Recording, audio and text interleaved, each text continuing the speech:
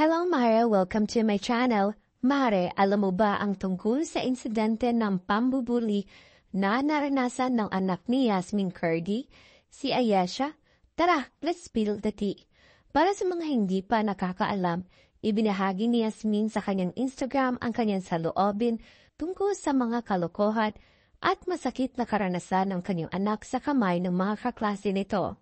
Ayon kay Yasmin, nagkaroon ng insidente sa school kung saan naging target ng pambubuli si Ayesha at ang dahilan dahil lang hindi siya nakasabay sa walong group chats na ginawa ng mga kaklase nila tungkol sa kanilang Christmas party. Bakit? Kasi nagbakasyon ang pamilya nila sa panahon ng mga chat na iyon.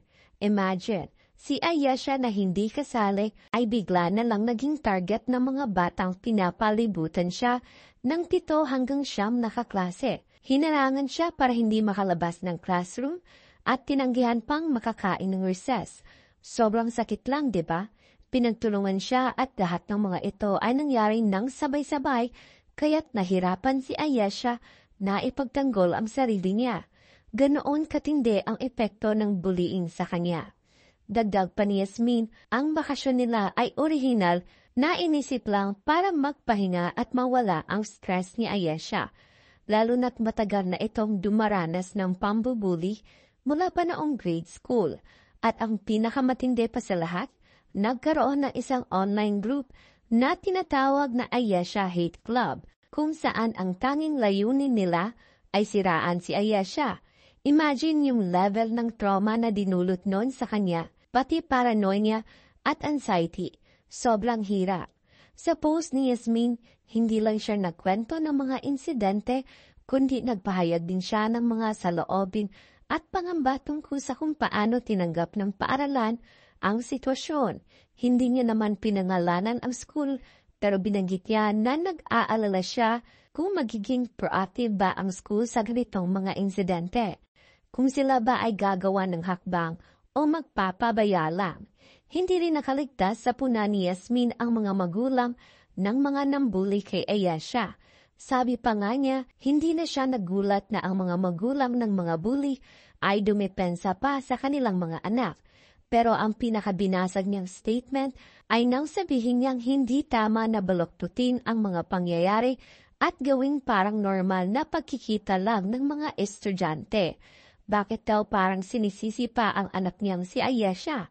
Ipinakita ni Yasmin na wala ng katarungan sa ganitong sitwasyon. At alam niyo ba, karamihan pala sa nambuli kay Ayesha ay mga babae.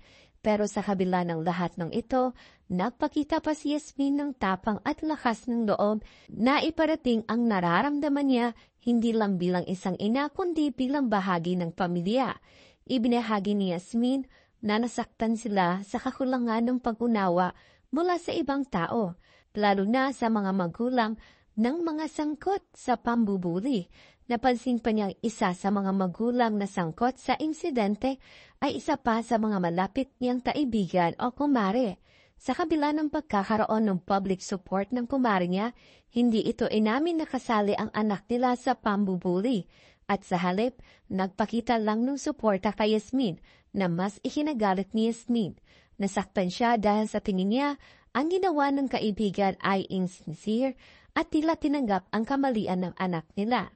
Nakita pa natin sa mga Instagram stories ni Yasmin kung gaano siya ka-emosyonal habang ini-explain ang sakit na nararamdaman nila. Hindi lang siya nasaktan bilang ina, kundi pati ang buong pamilya nila. Ipinakita ni Yasmin kung gaano kasakit ang mawalan ng pag-unawa at mapagkaita ng hustisya sa kanilang anak. Pero sa kabila ng lahat ng ito, nagpatuloy siya sa pagiging matatag at ipinakita niya ang tunay na pagmamahal sa kanyang anak. Sa isang post ni Yasmin, humingi siya ng paumanhin kay Ayesha sa lahat ng naranasan nitong pagsubok tulad ng pagiging isang public figure. Pero sa kabila ng lahat ng ito, nilinaw ni Yasmin na palagi siyang nandyan para kay Ayesha. Tiniyak niya na gagawin niya ang lahat para protektahan ang kanyang anak kahit na ibuwis pa ang buhay niya. Ipinakita ni Yasmin ang tunay na kahulugan ng pagiging isang ina na handang gawin ang lahat para sa kaligtasan at kaligayahan ng kanyang anak. Hindi lang siya basta magulang, kundi isang ina na walang takot na ipagtanggol ang kanyang anak sa lahat ng mga pagsubok. Nagbigay din ng suporta ang asawa ni Yasmin sa pamamagitan ng mga komento sa Instagram post ni Yasmin. Pinuri ni Ray ang tapang at lakas ni Ayesha sa kabila ng lahat ng pagsubok na kinakaharap nito. Kung hindi pa tayo gaanong naapektuhan, makikita natin ang iba't ibang reaksyon mula sa mga netizens at celebrities. Isa na nga dito ang komedyanteng si Pok Wang na hindi nakaligtas sa galit at pagkatismaya sa insidente.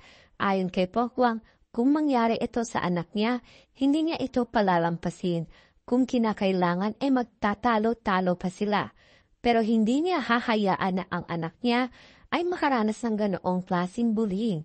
Tinapos niya ang kanyang mensahe gamit ang hashtag na Stop Bullying bilang isang panawagan na dapat talikuran ang ganitong uri ng karahasan sa mga kabataan. Grabe Mare, ang lakas ng impact ng post na ito ni Yasmin.